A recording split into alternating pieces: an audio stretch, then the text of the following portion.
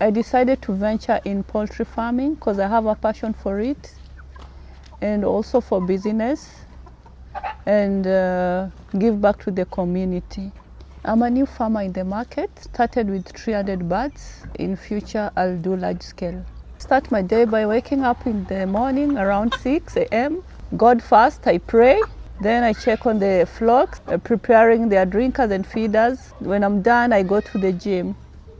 The best way to care for the poultry by maintaining good hygiene, giving them clean water, clean environment, keep clean poultry house. When you start a new business, you have to go deep into your pocket because it's when you'll see the fruits later. About the feeds, there are different stages. From 1 day to 8 weeks, you give them chick mash. From 8 weeks to around 18 weeks, you give them growers. Poultry farming has challenges.